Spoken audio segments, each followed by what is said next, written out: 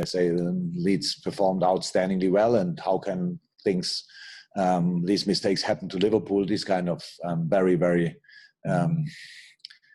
things what everybody's saying after games like this. So we are not like this because we respect them a lot, and I knew they will cause us problems. On top of that, we struggled in some defensive situations. Obviously, that's why they scored. But apart from that, I'm really happy with the things we did with the ball, to be honest, because it was very difficult as well to play against them with the ball. The way they play, the way they defend, and the way they go in challenges, it's really, really good. And for 95 minutes, by the way. And we played really well around these situations. Scored 4 goals. Maybe should have scored more because we had really good chances on top of that. And so I'm completely fine with the game. Offensively, it was good, and defensively, we can improve, and we will improve. And so let's carry on. Obviously, we've seen some great Liverpool players. We've seen some great Premier League players. Now, Mo Salah has reached 50 goals in 63 home league games. Only Alan Shearer managed that in fewer games. And Mo's also the first Liverpool player to score in the opening league fixture of 4 successive seasons. So can you put into context exactly what we're seeing from Mo? So first and foremost, chapeau, and congratulations to him, because he's a very special player, very, very special player. The numbers tell a story a little bit. All the rest around you probably don't know, but today's a very good example. So yes, he put 3 more goals on his score list, but the performance around was absolutely exceptional in a game like this, and so he deserved the goals today 100%. Yes, 2 were penalties, 1 was a sensational finish, but he deserved these goals because he was constantly present, caused the opponent massive problems, was top in 1-1 situation, played football. So that was, with all the good performances Mo had for us, obviously this was for sure one of the better ones, and so he should be proud of it, and because it's very special to have these kind of numbers.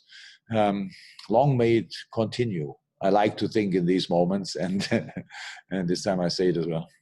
Fantastic. The next hand up we've got is Sam Wallace. Other than Sam, we haven't got any others, so it could be if someone else wants to ask a question. But you don't have to. Sam, fire away. Hello, Jurgen. It's really unusual to see a Liverpool team not have the majority of the possession, which was the case today. I mean, I guess that shows that you can still win a different way as well. I mean, did you anticipate that? Because I don't think many people did. Yep. Really? Yeah, I expected that, to be honest, because they play. The build-up is with a pretty deep last line. So if you jump there in, then you have probably, you don't get the ball. You just have a more open formation. So it's clear if you build up like they do with the quality they have, really good, then you cannot jump constantly. But in the moments when we have the ball, could we have kept the ball more often? I don't know. It's not too important. You have to do the right thing in the right moment. And with the ball, we were a proper threat in a lot of moments. So we wanted to be direct in these moments because we knew that caused them problem. If you don't get intense in these situations, then they have the majority of the ball, and probably the better situations or cause yourself problem when we have the ball. So the game was like it should have been, minus the 3 mistakes around the goal. So apart from that, it was exactly like it should be. We cannot just press them in their own box then always, because that's where they play out. That's not possible. Other teams do in a similar way. So you need a compact formation. In our situation, you need a 4-5-1. You need both wingers 100% involved in defending. Both did that. That helped a lot. So I'm fine with that. Terrific. Okay. Baron Cross is next. And by the looks of it, it's the last question, unless someone wants to raise their hand. You say that always? You have to say that. It's good manners. Baron, get me out of a hole here, please. Jurgen, how much damage do you expect Leeds are going to do in the Premier League this season? They traded you blow for blow today.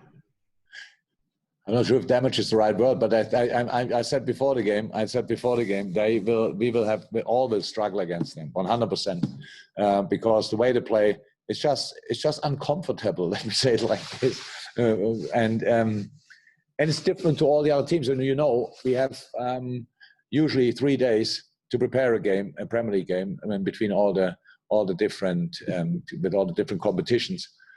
And that's actually, we felt it now as well, because our boys came back from international duty, and we only could start preparing the game now. And it was pretty difficult to deliver all the information we thought they needed to have before the game. Because football, if you don't respect the opponent, if you don't respect the plan of the opponent, and especially we always do that, but if you don't do it, then they kill you in a football way. And I liked a lot the attitude of my team today, really, because I think a lot of people would have thought, Liverpool, we will see what they do. Leeds, after 16, is the first time in the Premier League again, and Liverpool became champion. Let's see how they are now. Is it still the fighting unit or whatever? And I have to say, they just don't stop. I like it. I really like it, and so that's okay. We know we have to improve. We will work on that, but a lot of things were already really good. Okay, and final question is John Murray from the BBC, and this is the final question. Hi, Jurgen. So is that why you struggled defensively today, or is there more to it than that? Sorry, again? So is that why you struggled defensively today, or is there more to it than that? Oh, I didn't really see us struggling defensively. It's just the way they play, you cannot defend it 100% all the time. But the goals we conceded, the first goal, both fullbacks were deeper than the centre halves. That should never happen in football, actually, and it happened. And so, but then you still need an opponent who used this situation. They did that. The second goal, I think, was a misunderstanding between Virgil and Ali. So things like this can happen, should not, but can happen. And I don't think we will see these situations very often when these two boys are not exactly clear what the other one is doing. And the third one, we changed Hendo, I think, a minute before or so, or not long before. So they came through. It was a throw-in. Our formation was moving, and we didn't close one gap. And to use a situation like that, you need the game plan of and the bravery of Leeds in this situation. I don't know now who was the goal scorer, but I don't think it was a striker. So if I'm right, he just showed up there, got the ball, and finished it really brilliantly off. And we let them run. That's true. The two midfielders could have done differently. The gap between Virgil and Joe was big as well. So that's defending. But if you it's not an excuse, or it's just an explanation. Maybe I don't have to give explanations, but the last line played for England, Holland, and Scotland 4 days ago or whatever. So, and all top teams, but different ways of defending. And it can happen, and if all the things are not really settled, which we are in the early stages of the preseason. I know people say they played 500 games together, but defending is not like riding a bike. You have to work on it constantly. So, how's that? Space for improvement. All good. Thank you, John. Thank you, guys. Thank you for your patience. See you. Bye-bye. Okay, bye-bye.